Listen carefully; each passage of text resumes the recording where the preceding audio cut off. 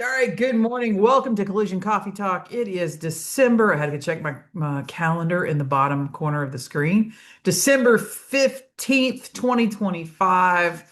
Um, it's been an interesting week this last week. I know a lot of people, it's the end of the year and we're all trying to stretch and figure out all of our accounting issues to wrap everything up before the year ends and receipts and what do we need to do and what needs to go on this budget versus the next budget and all of those good things. So you have my sympathy, right? It's my least favorite time of the year too. I guess sympathy is the right words to share there. All right, what are we going to talk about today?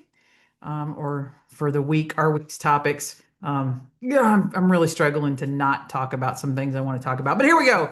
We're going to talk about could this be the end of of AI, automated intelligence, in auto claims? State Farm actually speaks on AI, and so we're going to pull them into this discussion just a little bit because they have the pending AI lawsuit. So not just a State Farm thing. All the insurance companies are using AI in claims. Why adjusters are terrified to make decisions. We'll touch on that a little bit. Are Walmart ideas starting to take over in our industry? What is your total loss negotiation strategy? Shops started, I guess, frequently, a little bit more frequently last week, having some more total loss problems. So we're going to talk about those. What's the real cost of what we do? And keeping our eyes and our compass fully onto that. And we're gonna shoot a little bit about the Hyundai paint recall.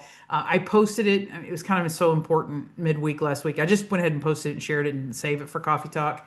And anytime I post something, lots of things get lost in translation. I spent most of yesterday like sort of bantering about so bias is one of those things where it doesn't matter what the message is, you will always want to shoot the messenger just because you're predisposed to not like the messenger. Melanie posted over the weekend on our critical thinking and problem solving class and just one of those things where it just anyway. Um, I am I'm gonna talk a little bit more about the paint thing because I just think a lot of people are still missing that, even though finally discussions, I had to go back and look. We're 3 years ago that we started talking about radar compliant paint. And some tools that we made for our shops to get on it. So we're just going to share those tools. We think maybe some other people might benefit from them. But first, let's talk about artificial intelligence and claims. Now, the Florida AI bill got some attention, and then Trump issued an executive order that states can't regulate AI, and the states basically said that that doesn't apply to us, and some other things. So we're going to have some really interesting debates over artificial intelligence in the insurance industry. A lot of this has to do with more than just being like we're in auto. That's what we think about, but there's healthcare and there's other things in which artificial intelligence has been deployed, and it makes a lot of errors and mistakes. And people, there's consequences in insurance claims when something makes a mistake. There's a real human cost to it. So that's why a lot of states are thinking about this. Florida's kind of one of the first ones to come up. But Florida, the House bill passed requires a human touch, which I like this bill, right? It's kind of what claims has always been. You can have tools. There's lots of different tools. I think last week I told the story about how I told a bunch of estimators at State Farm one time they were nothing but a tool, that I could use them if I wanted to or not. So they should probably not make me mad. So, but it's just another tool. Like we have lots of tools in our toolbox. I have lots of tools and claims, and some of those tools can help me. They can aid me, they can assist me, all these different things. But ultimately, a human still has to make a claim decision. But what's real interesting is that the insurance industry has been pushing really for the last 10 years for straight through processing, a way to sort of like have claims not have to have a human touch. Like, how can we eliminate it? I've had lots of conversations with VPs of claims, claims leaders, people that are in the well, it's the best industry. I guess they're in the innovative side of the insurance industry, like looking for technology. There is something to be said for, in some ways, the software may be smarter than the human, but the human still has to apply a lot of different things to the decision making. So, what this bill did was that any decision to deny a claim in whole, so flat out straight denial, or in part, so I think a supplement and a supplement denial. So to deny a claim in whole or in its part must be made by a qualified human being. Um, some things there. If we really look at claim staffing and turnover and a lot of things, but if we go back, I was speaking with an attorney last week and going, this really kind of all goes back to on from my experience is what we called the State Farm Claims 2000 initiative, where began to try to think what's the claims department in 20 years going to look like, and they started trying to make decisions. And auto was one of those things where they decided you didn't have to be super smart to be an auto adjuster, and they changed the pay scales and they changed a lot of things and thought, well, auto is just more about processing, right? Like a body shop writes an estimate, you kind of look at it, you decide what to pay. Whereas the homeowners, oh man, they got to go out and inspect houses and do measurements and do math. And so the home, that was back when homeowners was supposed to be, they got treated a little better. You guys think that there's a kind of a Hatfield and McCoy issue between body techs and painters, but there's really a big one between auto reps and property reps within the insurance industry. So, but the bill would require an adjuster to independently verify the facts, review accuracy of the AI. In other words, if we looked at it from an automotive perspective, does the report actually match the car and make sense? That could be total losses, that could be estimates, that could be, a lot of different things, and confirm that the policy truly doesn't provide coverage for that. One of the issues that we have right now is that adjusters don't truly, because they don't go through policy training for the most part. So they don't understand the difference between the policy and we have a policy. So the policy is the four corners of the document of which the customer or the first party has purchased. And I have to, like, what does that contract say we can do and not do? Now, I may have a policy and claims where I want you to do a worksheet or I want you to run it through this audit tool or whatever it is. I can have claim handling policies for my people, but it's not the policy. So right now, when I talk to adjusters, they kind of confuse those two things. Well, the policy says we don't owe for that. Well, point to me on the page where you're at with that. Like I would love to learn. And they come back and go, well, it's in this email or this document or whatever, this training class I went to. And I was like, okay, that's a policy, but it's not the policy. Um, so I think Florida did a really good job here of really breaking that up and kind of explaining, hey, you need to verify. Like, truly, are you going to put your stamp on this that you believe it is not covered by the policy? And then the insurer must document. And so what that means probably, I mean, we're looking at there should be a file note and then probably like a letter to the customer that confirms the decision by the human on who made the decision, which really sort of narrows it down. If we're going to get to the fact that you denied something and maybe we're going to litigate it, whatever that is, maybe the customer finds an attorney. It's easier to find an attorney to represent you on a homeowner's claim than on an auto claim. But the customer finds an attorney. If we're going to go to court, then I just know automatically who made the decision. Should be very simple. I'm going to go back and ask this person, what one, are you a qualified human being? And qualified to me would mean, are you trained? That's sort of a red flag right away for the insurers because they just really kind of stop training people because of turnover. It's impossible to really have an effective training department when you're constantly churning through people. There's some initial training you get so that you can, I always like to say, so you can put your shoes on right and left and tie your shoelaces. And then after you've had a little bit of time, we're going to come back and give you some more. But that training has to kind of compound and grow with your adjusting skills. I can't like just front load you everything that you need to know. So if turnover is where it is, it makes training almost an impossible endeavor. I mean, in other words, you feel like, I forget in Greek mythology, the guy that's always pushing every morning he starts over and pushes the ball uphill. Same thing. That's really where we're at. So, a really well written bill. Some things to leave open. And I thought we should talk about this a little bit more and kind of how it's potentially applies to auto or the way that we want to think about this when we hear it. Because I had certain people calling me last week and going, "Well, Kristen, our product is not artificial intelligence." And I thought that artificial intelligence will be in the eye of the beholder, or unless it is firmly defined within the bill or whatever.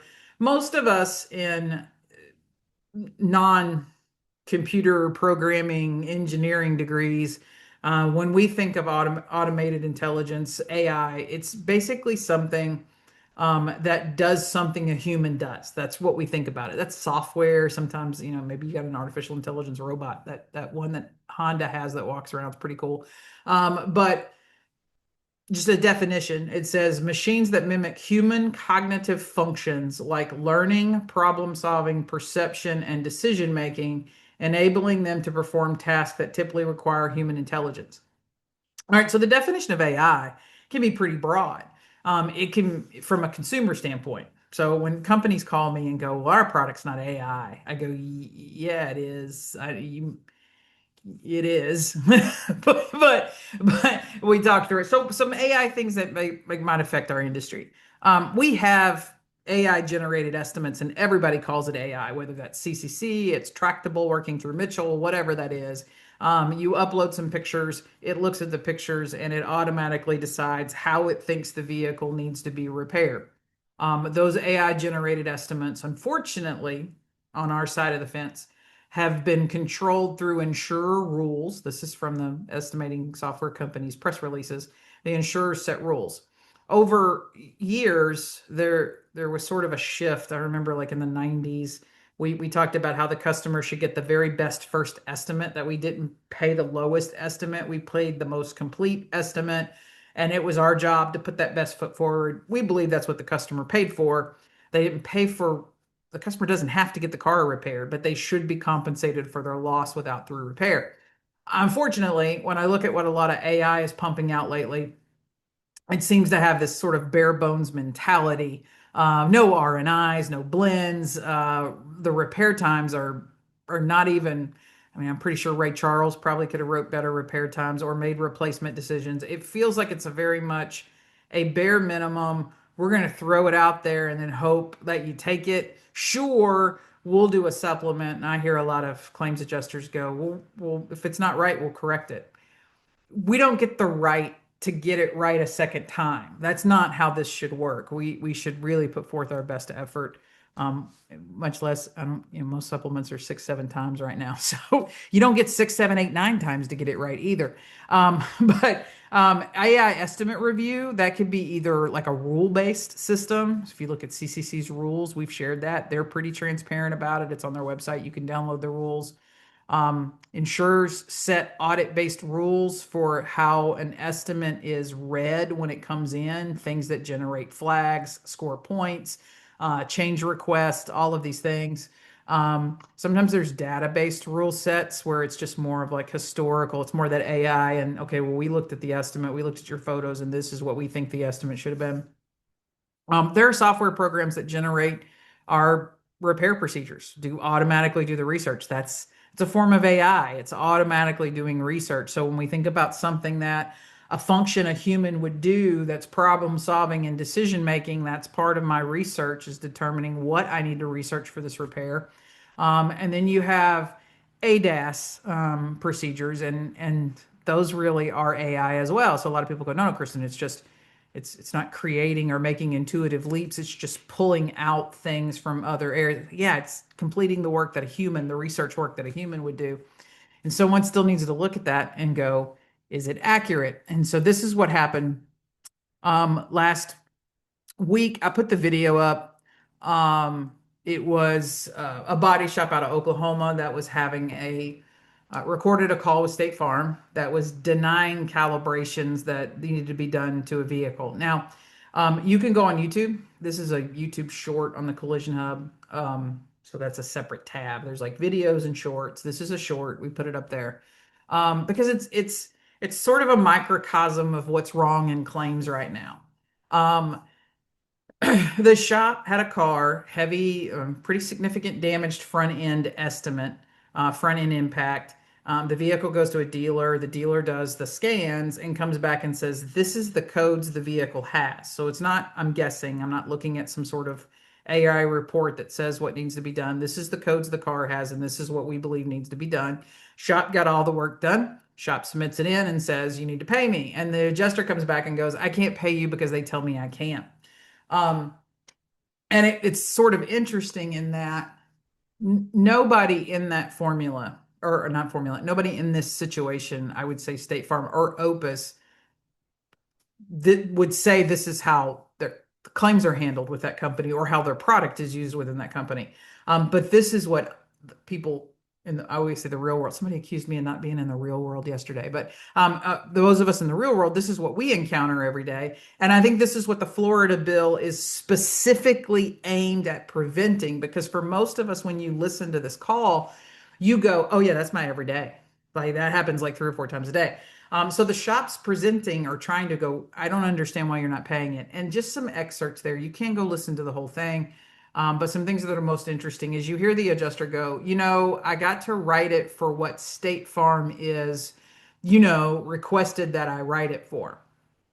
A couple of things to pay attention there, just a negotiation trick. This could be a third party. So this adjuster could variably, let's say, Snapsheet, somebody that's not an employee of State Farm. But I quite regularly, with all carriers, hear staff appraisers. So those are the people that draw a little paycheck with the name of the insurance company on them, refer to the insurer as some third party, not like I'm making the decision or whatever. Um, and that's a huge shift. If I go back, years and years, I wouldn't, and all, I mean, I used to sit in the claims call centers and have to listen to all the calls that were going on and be the PCT on call for a lot of things. But you never heard people say, State Farm won't let me pay. That third party, positioning the insurer as this third party that won't let me do anything, is a mental and emotional defense technique. So if you go and visit with a psychologist, they'll tell you that that's them. They know that probably what they're doing is wrong. So to justify it, it's, "I didn't make this decision. So and so is telling me I have to make this decision." So those are, if you ever hear somebody say that, stop right there and pick up on it and ask some questions. It's a fantastic negotiating technique. But anyway, what I'm seeing in Opus is that wouldn't need to be calibrated on this one. So obviously he got the shop supplement. They said no. They're saying no based on an Opus report. The shop then asked, "Hey, I can send you the dealership service notes. I can send you the scans. I can send you the codes. I can send you everything so that you can take a look at it and see." it, the Opus report may be wrong. We'll talk about that in a little bit. Maybe right. Like, I don't even want to get into that. It could technically be, in a way, right, but then we know that how the vehicle gets hit and the speed and the where it gets hit may have induced different things that now there's more work required. So like the Opus report is a nice start, and then there's the reality of the vehicle, and those two things should go together. But now this adjuster's like, honestly, I don't know if that's going to be something that would help you on this case. So the adjuster goes, "No, I don't want to see anything you got. I don't want to look at any additional evidence. I don't want to, I don't, it's not really going to help you. I mean, you can send it in if you want to, but this report says it's all I can pay." Now, as I've talked to people, because a lot of people have called me and go, "Why'd you post that?" Right? I'm like, "Well, I think it's a fair representation. Obviously, it's very fair because it's a recording, so it's not my interpretation of what was said or the shop's interpretation of what was said.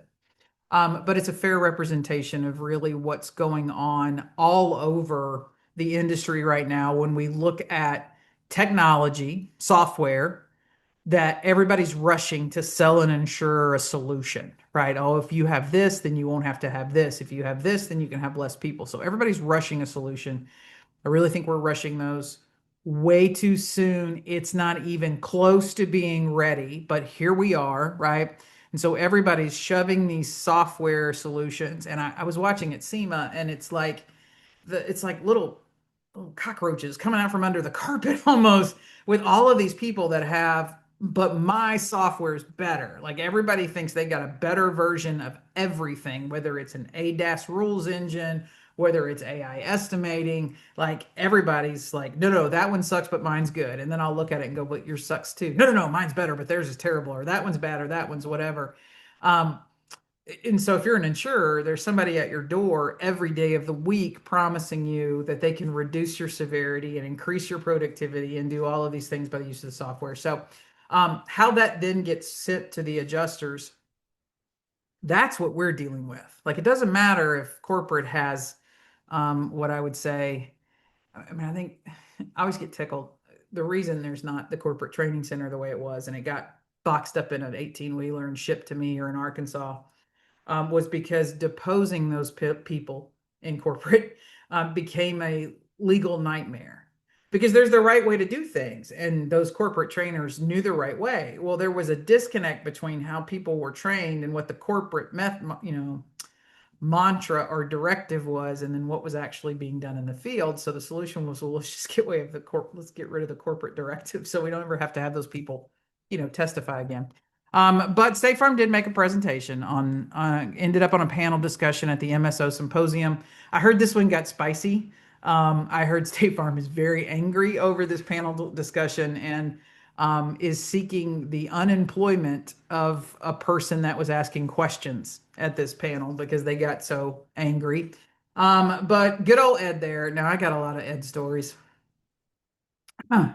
I won't tell them on a podcast. I'll get sued. But Ed there is his as a claims consultant at corporate. His particular area of what he oversees is DRP. Now I need to let all of you sort of know that claim consultant title sounds real good, but most of the time they are not. Um, they don't make decisions. They deliver messages after decisions are made. So internally in corporate, there are lots of other people that actually are decision makers that you will never meet. They're not allowed to go out in public, so to speak. And then you give a claim consultant and say, okay, your job is to go deliver the directive. George Avery did a fantastic job of this when he was claim consultant, and he would go to the CICs and the MSO symposiums, and he would stand there and he goes, my job's to come talk to you. And he was the one that was designated to come and deliver the parts trader message. Now, some claims consultants want to come and tell you that they actually have all this authority and they're the decision maker, which is funny because then I watch all these people like follow them around like little ants everywhere they go, hoping to win favor to pitch them their product. But anyway, that's the sport coat mafia there for you. So good old Ed showed up at the MSO symposium and got asked some questions about Opus's ADAS mapping product. Several people, obviously, whatever product's picked, there's no easy way to do this, and you're not going to win any friends. So when an insurer picks whatever, if it's a software, they want to say, nope, we're going to use Mitchell instead of CCC or whatever, everyone complains that the one they didn't pick is the one they should have. And so State Farm picks Opus for a mapping program to sort of help make better decisions. Most of it was, if they were transparent, they would tell you that it was because in review of DRP estimates, the the times that cars were actually having calibrations was extremely low, and that's probably a potential liability. So let's see if we can make sure we're going to do something to get cars fixed correctly. It wouldn't have mattered which one they would have picked. Everyone would have attacked it and said it was wrong. That's part of all these little software companies that are coming out of nowhere right now and going, my solution's better. Like, I've got a better mousetrap. So when you're the one that's picked, then the ones that aren't picked spend a lot of time trying to prove everything that you do wrong in hopes not that the insurer will do away with the rules engine, but that the insurer will do away with the one they've picked and pick yours, right? But there's no system that's going to be 100% accurate. So when Ed was asked about the errors or inaccuracies that shops have reported using the Opus product, this was what he said. He said conflicts, the Opus errors, those are going to be handled on a case-by-case basis. Anybody remember the script that we used to give? We handle each claim individually and on its own merits. That's also another way of saying case by case. The most important thing to do is to stop and do some more research. I think it's important that you have access to resources that do, you have access to resources to do that additional research. Forgive me. I came upstairs this morning to start recording and left my cup of coffee. So it's 4:47 right now, and I am on half a cup of coffee. So I'm not even at my best right now. But so Ed's answer is correct. It's like, look, errors are going to happen. And to Opus's credit, Opus was also on the panel, and Opus says, yeah, when we have errors, we have a reporting system. Shop's going to report the errors. We review them. We make corrections on a weekly basis. Some errors are founded, some are not founded, but it's constantly, the product is constantly evolving, constantly correcting, constantly finding new information and things. Um, Pretty much standard. I've not looked at a product, even, when we go to the products that do your OE research for you, I have not looked at a product that is 100% accurate. We always find something. Here's what you missed. You missed this, or this was missing, or whatever. So anyway, um, not an Ed fan. But I'm going to give him credit here because his response is correct. And that's the way corporate sees it. Hey, we have this tool, but it's just a tool, just like my estimators were just a tool, right? I can decide to use that tool. I can decide not to use that tool. When there's a conflict, I want to call, I'm not going to stop saying I make mistakes. I'm just going to call them conflicts, right? And I am a conflict resolution specialist. So I don't have to say problem solving anymore. I'll just say conflict resolution. But you're going to have to, case by case basis, the adjuster needs to look at the information presented by whomever, do a little bit more research themselves, and make a decision. Now, doesn't that sound like what Florida wants? So the Florida bill, and even like what State Farm is saying, makes a whole lot of sense. So then how did we get to where week after week, day after day, all of you in the shop business are encountered with people that refuse to look at additional information and do anything that's outside of what those AI reports are? Well, it comes down to this. And in truth, corporate knows this. So there's not, I mean, like, I can give a testimony all day long that says that sounds like Ed. And that would be technically the corporate position, but we know that that's not how untrained people accept tools. Um, it's hard to get it. I mean, I want to say it's a little hard to get a job. There's a lot of people that thought claims was a windfall job, and you get in it and you make a ton of money. And there's been a lot of layoffs lately, so there's a lot of unemployed adjusters. And if you look at this particular person, it's been 9 months since they were laid off in claims. They've been interviewing, trying to get a job back, and they haven't. And this person's talking about, they haven't been able to make their car payment. They're being evicted from their home, going 9 months without a job. Most people, when you start working, will tell you to get a 6 month, save up 6 months, right? And so this person, 9 months. The adjusters, when they get a job, the ones that stay, the ones that don't turn out, really churn quickly, are terrified of losing their job. That's how they talk about the insurer in the third person. State Farm doesn't want me to pay this. Allstate doesn't want me to pay this, because it's not personal to them. They just need the paycheck, and they're terrified. So if I pay something, I know I'm going to get in trouble if I pay too much. Probably not going to get in trouble if I pay too little. It's literally better for them economically, career security, whatever. It's easier for them to say no than it is to say yes. And I promise you, claims knows this. VPs of claims know this. Claims consultants, you know this. We knew for years, we knew a lot of times when we would, if I give you any tool, the odds are you're going to probably use that tool against me more than you're going to use it for me. And then we have to consistently and repetitively train you on how to use that tool. If I don't, and I just throw it out there, you're not going to feel empowered, confident to question it. If I haven't given you training, which none of these guys have gotten. So if we go back to the Florida part that says it must be a qualified human, We don't give them any training. These guys don't know what these codes are. They don't know what the ADAS systems are. They know nothing. They're just processing it. They're sitting at a desk in a cubicle that takes an estimate a shop sends in, runs it parallel to this piece of intelligence, and then it tells them yes or no. You can pay this or you can't pay this. This should be a change request. This should be whatever. And that's intentional. And so the Florida bill, the best part of what it would do, and I hope every state adopts this, is because it's going to force insurers to train the humans you have.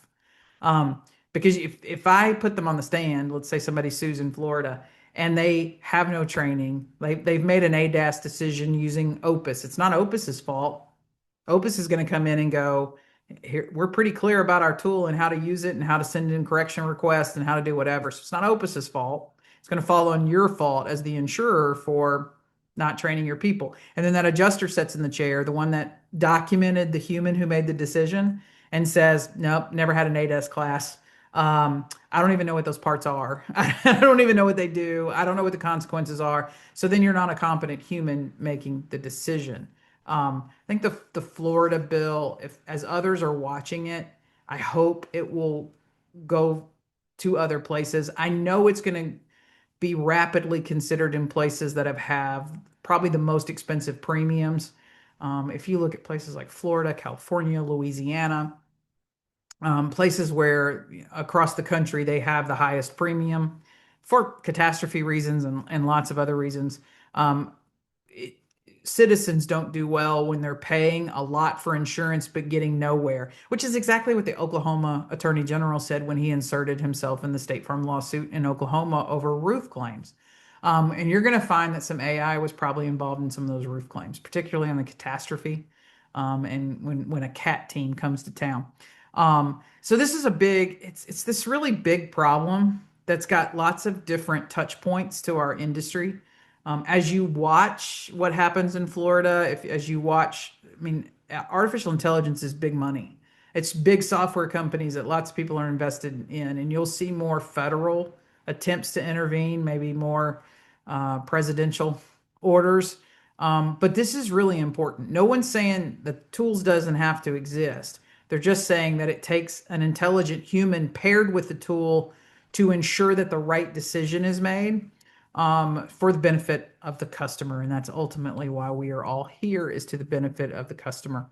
Um, all right, so this happened. I happened to find this and kind of made me chuckle. So I spent last week, I spent last week talking a little bit more about Amazon stores and sort of there's a lot of companies in our industry that are in them, and a particular company that helps people in our industry, the brands of our industry, take advantage of Walmart, Amazon, and eBay. And then this story popped up, and I thought it it's so fit with a lot of what shops were had started emailing me or DMing me on social media or even texting me and telling me, which also goes to a little bit if we sort of look at the big picture of what we just talked about when it comes to artificial intelligence and claims and all that. Sometimes things are more intentional than you think you are. So this particular woman made a video. She had gone to Walmart and she wanted to buy ink for her printer. She typically regularly did that. It was part of her business. Whenever she would need ink, she would go to Walmart and buy it. She didn't go to Office Depot and whatever. She'd go to Walmart. The ink was typically around $40. But when she went in there that day, they had changed it to $79 a box. So within a matter of a month, it had gone from $40 a box to $79 a box. So she's walking around, she looks, she finds a box that's got the printer and the boxes of ink in it, and you can buy a brand new printer with the ink for $64. But if you just want the ink, you're going to pay $79 for it. She got online. She looked at her Walmart app, and on Walmart, she could buy the ink for $33 a box. So $7 cheaper than what it had previously been in the store. So she thought, well, here we go. I'm going to walk up and I'm going to ask him, hey, here it is. Here it is on your app. And, will you honor or match the pricing? Makes sense, right? I could buy the thing for $33 online, or I'm standing here in the store and I'm willing to give you my money. Do you want to match it? So many people run ads about matching. And then the response she got was, "We do not honor online pricing because we want people to buy online and not in the store." Huh. We want people to buy. Well, yeah, there's a lot of savings, right? If more people shop online, then I don't have to have as many employees working in the store, probably. I may not even have to have stores at all if everybody went to online, or I could have stores that just had very, very few skeletal crews because they just stocked orders to ship or for people to come by and pick up. There wasn't that whole customer interaction thing. And so there was an intent. Walmart has a specific intent to have online pricing lower than what you can get in the store so that it will incentivize you to buy online. And so as I'm listening, I listened to her little TikTok video here, and read through it and thought, man, is that happening to us? Like there's always cost in the middleman, whether that middleman's a jobber or whether that middleman is an insurance agent. But is that Walmart philosophy what's happening to us? So that previous conversation or that text email, I think it's probably an email that came from a 3M representative saying, "Hey, there's these web crawlers and they automatically lower the prices so that it'll be the most competitive." Shops started sending me over the last probably 3 or 4 weeks that we've been talking about this problem. Hey, Kristen, I went online and I looked, and I can get my sandpaper, my masking tape, for almost half of what I'm currently paying for my jobber. And you go through lots of sandpaper and masking tape. So when we look at the most consumables, or those 67 most commonly purchased products, if we go back to last week's episode, you look at those high level consumables, masking tape, sandpaper, the things that pretty much you're going to use on every job. Um, if those are so cheap online, and this shop called me and was like, one shop, he's like, "Christian, what do I do?" I can't tell him you should spend more money on principal.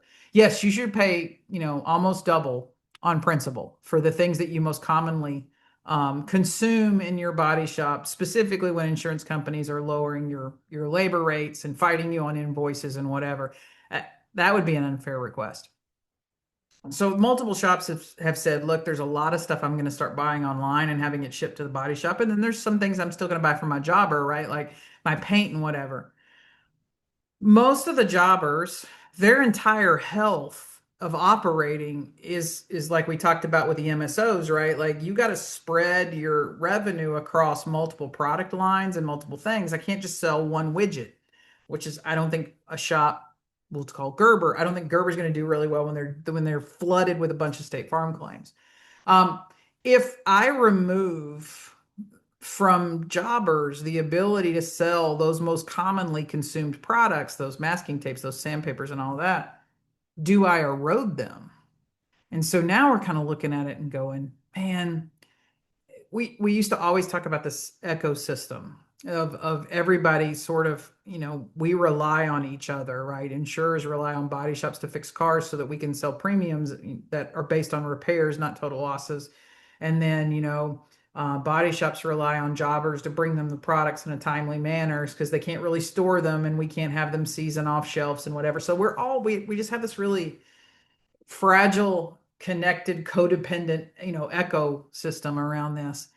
And it feels like that there are some very intentional actions to sort of destroy that. Now, whether that's advancement, so a lot of people go, "Kristen, it's not the 80s, you got to let it go." And I'm very aware of not being a blockbuster, right? I'm very aware of that. But then there are some things that I don't think this industry can let go of. And I'm just very, very defensive of the jobbers. Now, they're not defensive of me. So I got in an argument last week because somebody called me to complain that they didn't like something I'd said and it was costing them money and I needed to not say it. And I'm sitting there going, "You don't pay me. Like you're not a customer. Like why should I care whether you lose money or not?" Kind of that arrogance. And some of that arrogance, I think several people in this industry are going, companies are going to have to pay for. We didn't put a lot of focus on the independent repairer because we all chased that MSO thing. And it turns out probably the only people that are going to keep your business afloat are those independent repairers. And so that's a little bit of crow for some people kind of climbing back down the ladder and asking for these people to welcome you back with open arms. But But trust me, the jobbers aren't running around this world defending me or Collision Hub. But I just think they play a vital role. Their ability to be hands-on with shops, their ability to, as they work a market, they do things that I can't do. I mean, I was making fun of an association last week. Like, we have a great view count, we have a great reach, we have all that stuff's wonderful, but there are things I can't do that the jobber really does a good job of. They've always been sort of that, they've played that role in our industry, and we're not ready to lose that role. Um, but I just feel like watching this scenario unfold, Walmart's responses, they everything that makes you go, man, I think that in some way a lot of that's being done to our industry. We've pushed the price of your most commonly used consumables online down so much, you'd be a fool not to buy them online. Like you, I mean, every shop's got to figure out ways to make money and get the best prices and the best deals and whatever. But is that intentional in doing harm to what our traditional distribution has looked like? And I don't need the jobbers to like me to to know that. I don't need, that I've made a whole career out of people not liking me. But I don't think shops are ready to not have jobbers. They play really, really vital roles in this repair codependency that we have, and so many shops need them. I have so many shops, when something goes wrong, their first call is to their jobber. I mean, no matter what it is, that's the first call they make. Um, so I'm not a fan of all of that. I just thought her TikTok, her experience, um, what we're going through isn't unique. It's not special because we're collision. Those principles, businesses, changes in economy, all of that affect everybody, not just us. Okay. Speaking of things that affect the economy, let's talk about total losses. All right. Total losses will get to 46 to 47% of total reported claims. The insurers are very aware of it. Thankfully, most of you have started to go, can't do total losses for free. So you started charging, and then that's got its own consequences or retaliations or things that are happening. State Farm is doing some of the dumbest things I have ever seen in my life, and it hurts my feelings. And I will tell you, the reason I pick on them so much is I do still have a State Farm tattoo. Um, they were just different. That company was always different. I expected tomfoolery from the Nationwide, so the Progressives of the world. Like that company always sort of had a higher standard, so to speak. And you used to hear it. People would be like, "Oh, State Farm pays better or whatever." And now most people are online going, "Well, they're the worst of everybody." All right, so a lot of you are getting letters like this where it's almost like where they're taking your charges and fees and they're making a counter settlement offer. That's what it is. So think of it like a bodily injury. I do love that we regret to inform you that we're unable to approve your charges. Okay, shops, I didn't ask for an insurer to approve my charges, and you're not asking for an insurer to approve your charges. Your charges are your charges. If they don't want to pay them, then that's a conversation they need to have with the customer, be it first party or third party. But they are actively engaging you and trying to make you feel guilty or make to you feel like this is something you even have to negotiate. When I look at the timeline on this one, the date of loss was November 25th. This did happen around the Thanksgiving time, but claims is 24/7, 365. I have worked in the claims department on Thanksgiving and Christmas, and I have been deployed on catastrophes during Thanksgiving and Christmas. So we work claims on the holidays. Claims never sleeps, so to speak. 11/26 was when the claim was first touched. So that's not the FNOL. That's when somebody first gets in it. And as soon as obviously the customer doesn't take it to the Gerber, they they send an immediate like, hey, there may be fees we don't get to pay for. They assigned it for inspection on 12/1. This assignment was made on November 26th. However, the car was not actually inspected until December 2nd. That's at the first part of a week. It took them all the way to December 5th to declare it a total. I love how they write out next to it, like from the 11th, for when they assigned it for inspection on 12/1, we'll pay from here. No, no, no, you're paying from the FNOL. Like you don't get to decide when to start. And then there's a gap. So 12/5 to 12/11 before somebody starts going, hey, we need the fees.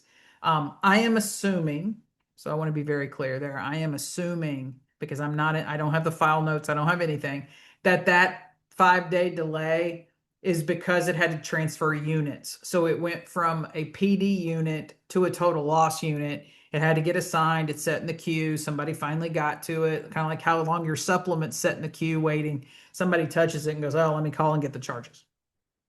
All right. Your process is not policy. And so we go back, like all of this ties together. It's really fun. Like it's almost, I didn't plan this, but it's working really good. All right. So we go back to the first part of our recording today when we talked about there's the policy and you can have a policy. Um, your delays in assigning, opening, and handling claims are not the customer's problem whatsoever. You can speed that process up, princess, or you can pay for the consequences of that. But all this is, I've had a lot of shops start getting this, and oh, if you'll kindly respond and agree, we'll add an extra 2 days of storage or whatever. This is a negotiation attempt. Like, there's nothing you have to respond to. You can respond no. I've gotten cease and desist letters from insurers and companies and whatever, and I do a single response no. um, like sometimes I wrote one to a law firm and my response was bite me. That one generated some really interesting phone calls. But but you don't have to engage in a negotiation. There's nothing legal about the adjuster doing the negotiation. I don't necessarily blame State Farm or any insurance company for going, hey, let's see what they'll take. Because they know you're face to face with the customer. My customer can't drive 3 states over to stand outside the claim center in Phoenix, Arizona to complain about this letter or this email, but they can drive to your body shop. So your proximity typically makes you the villain.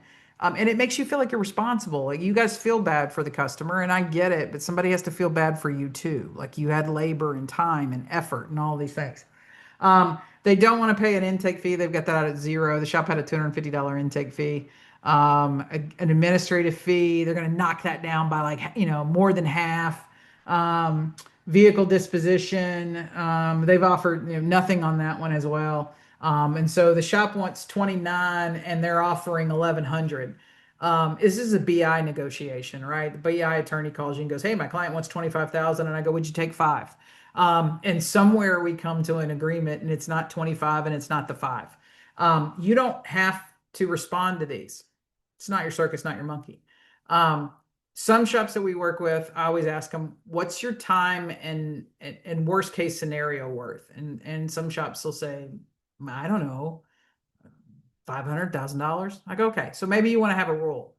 That rule may be, I'm willing to negotiate up to 20%. So 20% of 2,900, whatever that deduction would be, I'm willing to do that to settle it, get the car off my lot, move on with my day, and not have to have 27 more emails, right? Then you might want to write a counter demand. Note my fees are my fees. I have a contract with a customer. However, in the best interest of a settlement, I'm willing to do blah blah blah today. Put a time demand on it because we talk about time demands in the negotiation class. The insurance said if you'll respond today, I'll give you 2 more days. So what's the carrot? There's a stick and a carrot in every negotiation. So you may say, I'm willing to settle today for $2,500 if payment is received by close of business on Thursday or whatever you want that to be. Some people be like, yeah, 24 hours to pay me. Get your Copart down here or get your IAA down here. But this is more and more shops are getting these, and it's not just State Farm. Shelter Insurance, which I know is a Midwest regional carrier, is notorious for this right now, and their offers don't even make sense. Shop wants 2,900, they call back and offer five. It truly is a bodily injury negotiation strategy. Just understand that this isn't your problem. Don't let an insurer put you in the middle of of their obligation to the customer and making you feel guilty for it. This is going to pick up. Look, if we get to 47% of reported claims for a lot of you, then that's going to be total loss as a revenue is what keeps your shop open. And I have insurers call me and go, so one particular insurer, neighborly wants to depose me on my total loss class. And I'm like, awesome, this is gonna be great. And they're like, you're okay with it? I think it'd be wonderful for me to be deposed and talk about total losses in my class and what I teach and all of those things. But some people get mad when I say that total losses need to become a profit center. And it's just if we look across our business, we have to make money in multiple channels and in multiple different ways. That's every business, right? State Farm doesn't exist because they're just an automotive insurance company. They make money on life, and they used to do loans through the bank and whatever. But they have homeowners, and they have, specialty insurance, and they have umbrella policies. Like, they make money diversifying their business. Um, as a body shop, I have to have lots of channels of which that drive revenue, because as different channels take dips and highs and lows throughout the fiscal year, they all sort of work together to level me out. I can't completely have a drop off in one revenue repairables because total loss, my repairable money keeps going down because total losses are increasing. It's not a bad thing when you say you want to make money. And for adjusters, you need to understand that it's a good thing when a shop makes money, because I need them to be there to repair cars.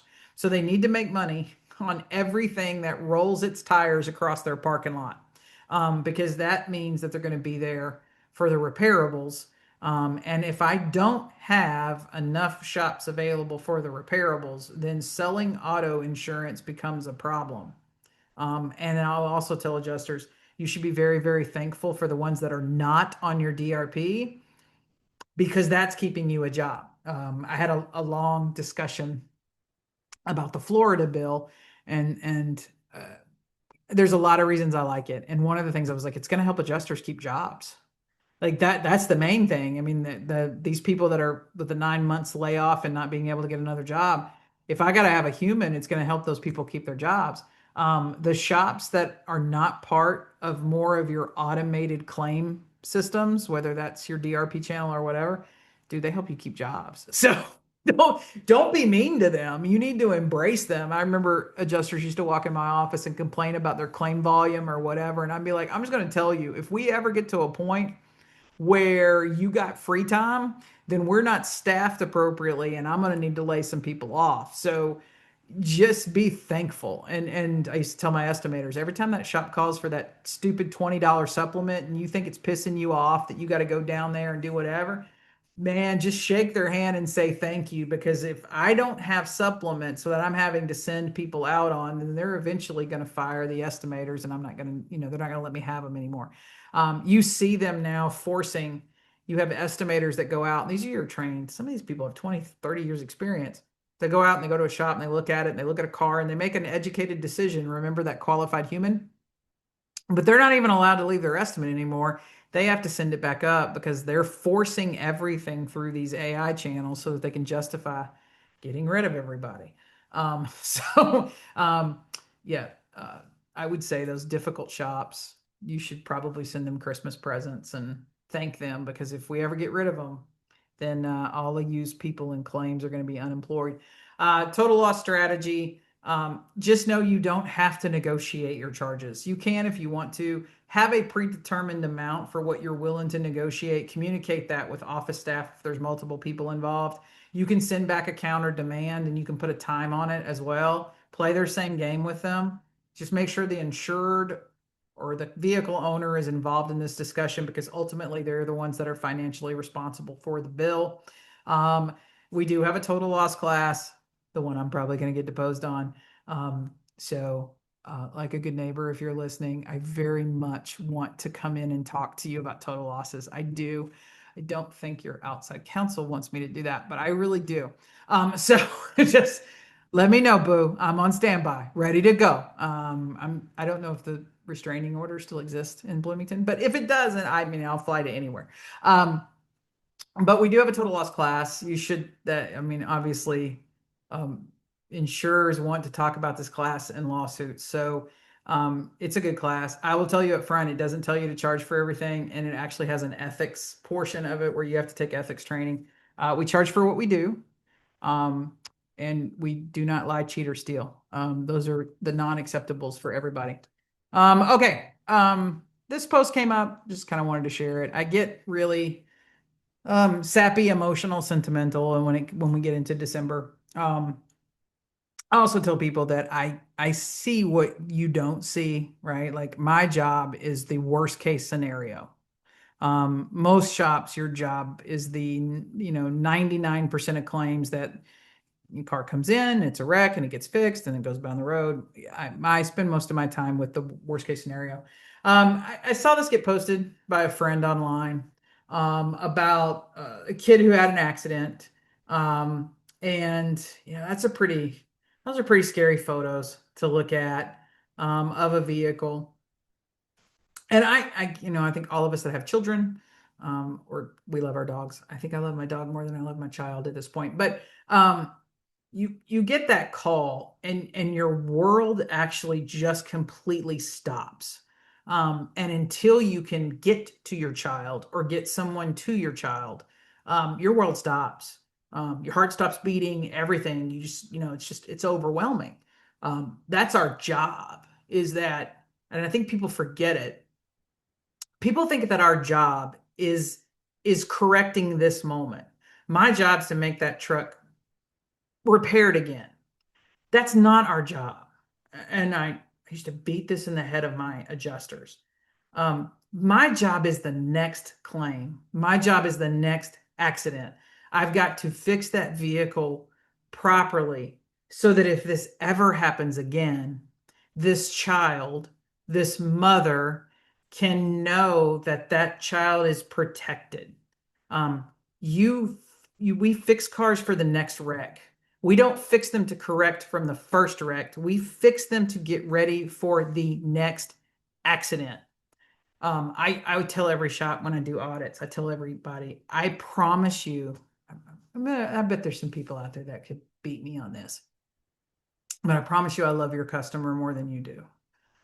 Because I have never lost sight of that from whatever hands I'm having to hold as we go to court, to funerals I've attended for different policyholders. I've never lost track of that. That it's not the now, it's the next, and that's not like a conclusion I came to on my own. I want to give credit to some amazing. I think people like the 80s and the 90s, I kind of sometimes forget how good State Farm was. Um, that was a trainer. He was an adjuster, 20 something years experience. I had just got hired. I thought I was hot shit. I got assigned to him, and we got our first death claim. And I had had cars get towed into the body shop before that had somebody died in them and blood was all in them or whatever. But he did a very good job of explaining to me how personal it was, and what my real job was. And I've never lost track of that. And I was reading this as this popped across last week and just thought, I think there's so many people, whether it's Ed at State Farm, whether it's body shops that go online, whether it's the P&E people that are involved in MSOs, or even if it's now general managers at body shop stores, that they forget my job's not repairing or correcting that first loss. My job's not the FNOL, right? My job is the next loss. Am I doing everything in my power right now to ensure that that vehicle is ready for the next time? And that when the next time happens, I can look this mom in the eye and say, I did everything possible. Sometimes that's education because consumers can make decisions and they can make bad decisions. They're authorized to do that. It's their car. But did I do everything? And so it's going to get more and more important as we go forward, because I promise you, there is no one on the insurance industry anymore that's having those conversations with adjusters and having that kind of training. These people are just terrified they're going to get fired. They're terrified to rock the boat. They're terrified to pay anything. Doesn't matter. You have a safety conversation with them and they go, no, I don't care if the customer's going to die because we didn't measure the steering wheel. I'm not paying for that. So uh, we have to, and that's every car you write an estimate on. If you're a technician, it's every nut, screw, and bolt that you do. I'm putting that car together for the next time that it gets into something. And because I sit there in courtrooms and I sit at hospitals, and I used to have to go, like, part of bodily injury. We had a 24-hour thing. I would have to go to hospitals and knock on your hospital room door and go in and have a meeting and sit down with you and explain your claim and whatever. Um, I think more people should do that. I think if I made body shops go and have to do that, they'd probably fix cars a whole lot different. And I think if I made a lot of adjusters have to go do that, they'd probably handle claims differently. But so yeah, that was you get asked your why a lot of times. I was watching the Heisman Trophy thing this weekend, and what's your why and whatever. And I always wonder if I asked a body shop what your why is, would you have one? Um, or would you just go, I don't know, it's whatever the insurance company pays me to do. So, all right, speaking of whys and taking care of people and being ready for the next one, Hyundai issued a recall. Here's some things about this. People sort of lost this whole process on that. Um, it's only 400 and something cars that are affected by the recall. I think they started production in like 22, so like 22 to 24. It's this very unique color on the Genesis G90s. Um, but what's important about this recall is that it happened, and that it is federal affirmation for plaintiff attorneys that are moving forward with lots and lots and lots of ADAS lawsuits now. So we have the federal government affirming that how you paint the car or the paint that is on the car has a huge impact on this ADAS systems. Now, we've been talking about this for a while. Like I said, I went back and researched this, and it was 3 years ago when Danyan did the first radar compliant paint class for our C20 members. So if you were a member of our C20 groups, 3 years ago, Daniel did a very, very detailed presentation on this. And I was sort of shocked. I think I was a little shocked that there was so many people in the class back then that didn't know what we were talking about. But this recall, so I'll show it. It is federal recall 25V as in Victor 833. You could go on to the NHTSA. I don't know why I call it NASHTA and people make fun of me, but I've always done that. People call it's NHTSA. How? There's no I. Like it's NHTS anyway. So you can go on the National Highway Safety and Transportation Administration website. You can enter that recall number. You can read the whole thing. It's several pages. Basically, yep, it doesn't work, and when it because of the way the paint metallic is reflecting, it thinks there's another vehicle in the lane and it will slam the brakes on. The first official report of this that came into the federal government was on February 27th of 2025. And then now we are in December and we have a recall. So they moved pretty quickly on this one. One of the most important things is there was only 11 incidents that led to this recall. So only 11 times did somebody have to report something that it became a recall situation. So they moved very quickly. We've been told over and over the last pretty much most of this year, that the federal government was looking a little bit heavier into ADAS, autonomous driving, a lot of that, and how that pertained to um, the safety of the driving public. And I think it's true based on how fast this one went. But 11 incidences leads to a federal recall. More of these reports will start to come in. Some of them that are received end up being kind of like, no, wait, it was a repair issue more than it was like a paint issue. So for all of us in the collision business, I made a post. I put some notes up there. Number one, if you've ever fixed a Genesis G90 that happens to have that paint code, you should call the customers and make sure that they're aware of this. Now, that doesn't mean because you've intervened in the factory refinish, the recall may not apply to them, but you probably need to bring them back in if you did not if you hadn't paid attention to radar compliant paint codes. And quite honestly, the paint companies might not have identified that color. So back when you had painted one, so it may have not even been something that you necessarily missed. But now's a good time to have that conversation. It's a great conversation to go and have with your painter, and ask them to pull it up and let's look at it. I don't, whatever you're spraying, BASF or Exalta, or PPG or whatever, go look at it with the painter and what pops up. Do you know what a radar compliant formula warning looks like? Do you know most painters that we talked with have been like, oh yeah, when that pops up, I just hit ignore. Oh my God, what? They just didn't know it mattered. No one had ever had that conversation with them. So, do they know what it looks like? You may want to go through some exercises with them. If you guys can't figure it out, call your jobber. See, again, this is why they're important. So call your jobber and have them come in and go over it with you. We have a course on it, but there's a lot of stuff out there on it now that people finally have started to talk about it. It was a pretty well discussed topic at SEMA even. So that's out there for you. But what it does, I think the number one thing for me is its federal awareness of a problem that we encounter every day in a body shop that I know very, very few shops are actually aware of it. One of the things that we did, so maybe some tips, right? Besides take the class, which I'll show you later. This is a window cling that we made for shops.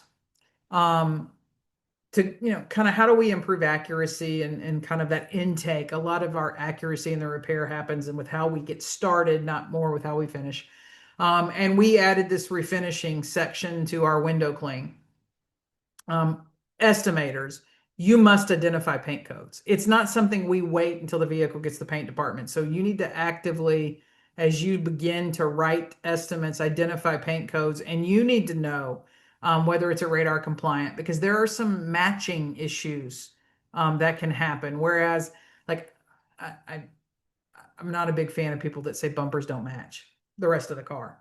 Not a big fan of that. Not a big fan of paint companies that made freaking brochures and asked shops to hand them out about things not matching. But anyway, but let's just say you typically were a shop that said, oh, if it's a bumper cover, we don't blend fenders or whatever. But if it's a radar compliant paint code and it's not even going to be close to the same paint and appearance because of what the mix is going to consist, or shall we say, not consist of, um, then you would want to consider blending, or you're going to need to have some conversations that probably shouldn't happen when the car comes out of paint and we're talking way different. So most customers, you can say, well, that bumper didn't match before. And I go ask the customer if they thought their bumper matched. Um, that slightness of color some of us see because we're in tune to it is not what the customer sees, but when you come out kind of night and day different, they're going to be in tune to it. So we ask estimators to identify the paint code and then is a radar compliant formula required, yes or no? So it's identified very early. Conversations with the painter can happen where that if we know there's going to be like a mix issue, like for instance, you're not allowed to have metallic, so they tell you to put pearl in instead of metallic, and we all know that pearl and metallic don't look anything alike. Then that's something that we can start thinking about and addressing. So this is a window cling. You guys can do it too if you're the people that do the tic-tac-toe crap and write on the windshields. Awesome. But just make that part of your process and pick that up. If you would like to have some more training, this is a really great class. I think it's about 2 hours long. We've marked it down to $50.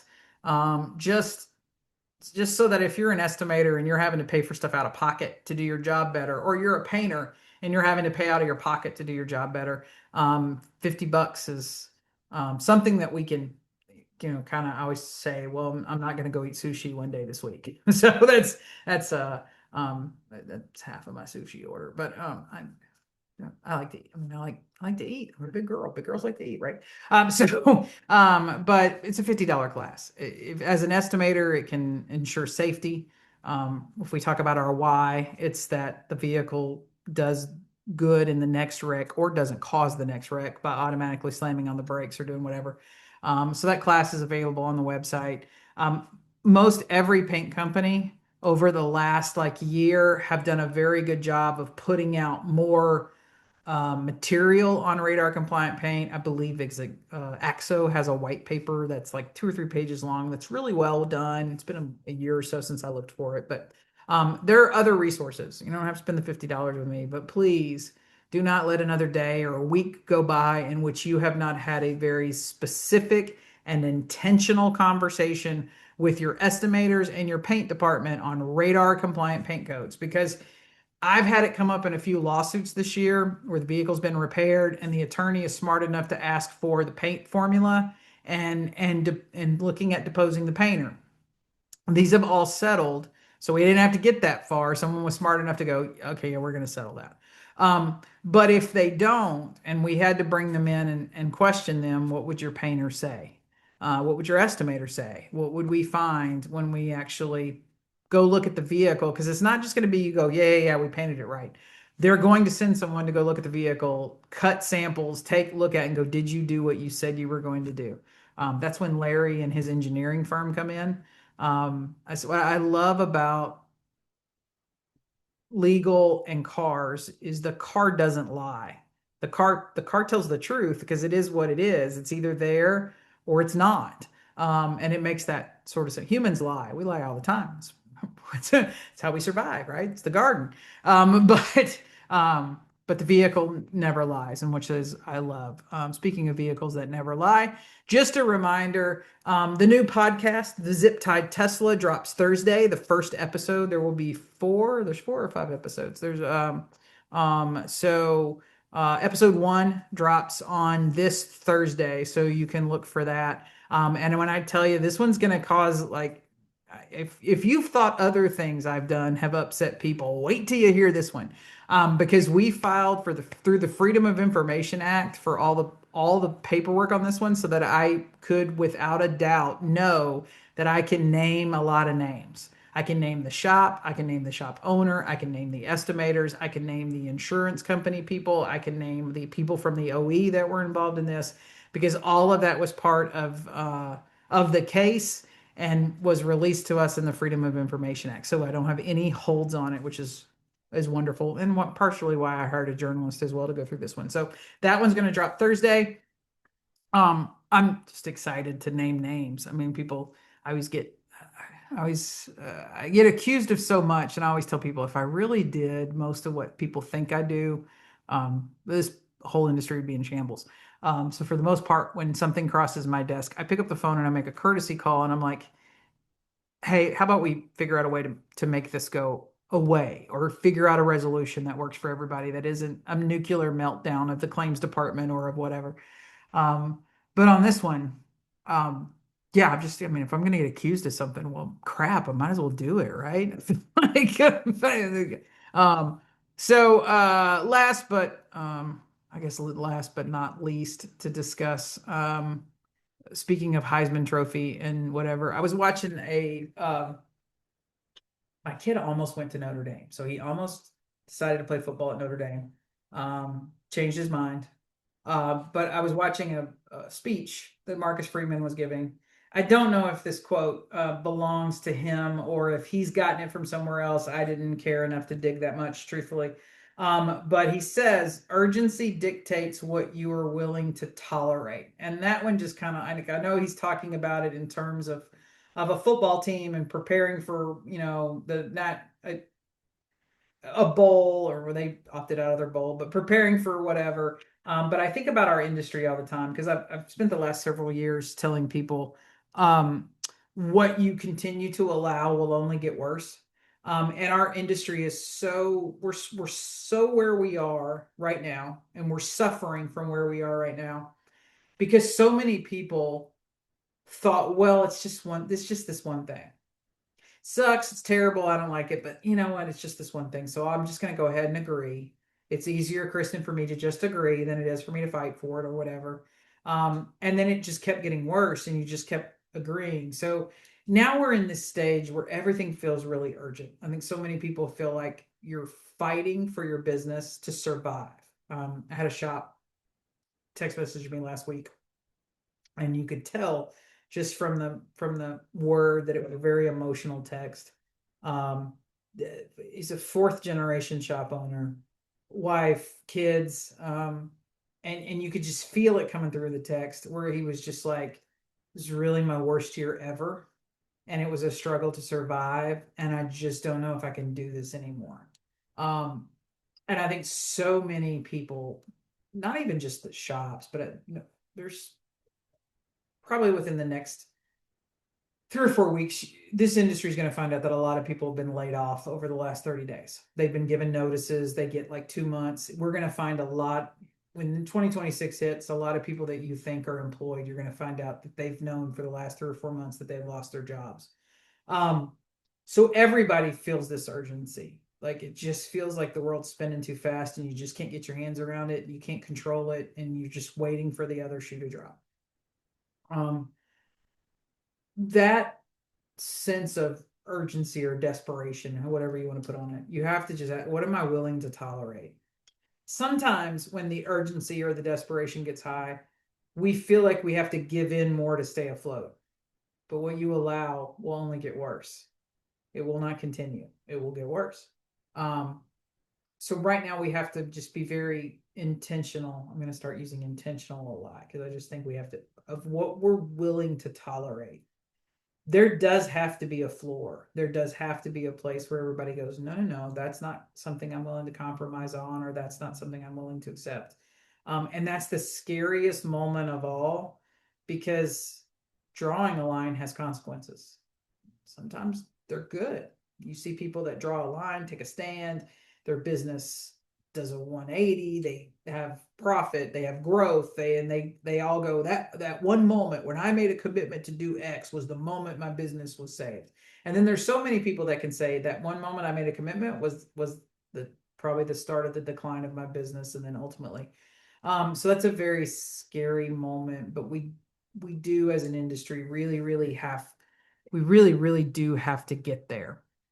We really have to. I mean, we're not the Notre Dame football team by any means, um, but we are an industry under attack. There is a group of people, P&E, out there that believes that what most of us do isn't needed. That this is just a numbers game. It's all about pushing cars in and out at a specific volume. Who cares about safety? Who cares about any of those other things? There's manufacturers that want to do away with jobbers and they want to have more. Just it does feel like everything that we've that is important to us is under attack. And so as we kind of go to figure out the year, just like that, we all have to decide what we're willing to tolerate, what's acceptable and what's unacceptable, and be be proud enough to accept the consequences of standards. Like there's consequences, right? And sometimes they're good consequences and sometimes they're bad. But can you accept, are you proud enough? Do you have enough integrity and character and all those things to accept those consequences? Because I don't think continuing to give in is going to get anybody anywhere. They've made it very clear. Um, where as insurers where they want to go and it's not with the independent collision repair. So but yeah, and maybe that tolerate means we stop writing estimates and handing them to insurance companies. We stop using their supplement systems and sending them in. We're no longer tolerating your bullshit. We're not tolerating your change request and your whatever. We're not going to use your ADAS tool. We're not going to do whatever. If I got to do a handwritten estimate that has 3 lines on it, it says parts replace $3,000, labor for parts $9,000, like whatever I got to do, or if I got to handwrite them again to so that the AI doesn't work, but what are you willing to tolerate and then where are you willing to draw the line? And it's easy to say, it's real hard to do when there's bills to pay. And I think as a business owner, I had a friend over for dinner, and she has this really huge, expansive, very profitable business. It's growing. Her business is growing. So it's right. But there's still the fear because it's not just like you have to take care of, but you're very aware that everybody that works in that business, you're taking care of them and their families, and that if you make a wrong decision, it does affect somebody else's ability to pay their mortgage and keep their car and stay employed and feed their kids and all that. So that's I think heavy on everybody's shoulders. So Marcus Friedman's speech was very interesting to me. You can go find it. It is on YouTube. So urgency will dictate what you are willing to tolerate. And I think we're in a very, very urgent time. Um, I hope everybody has a fantastic week. I will be around all week. All my people are back. So if you need anything, well, you can always email Melanie. She is the smartest person on this team. I say that over and over, and it is still so true. She keeps us all organized. And don't miss Thursday, and be sure that you're paying attention for when the first episode of the Zip Tied Tesla drops. I will see you all next Monday, and that will be the last Collision Coffee Talk for 2025. See you later. Bye.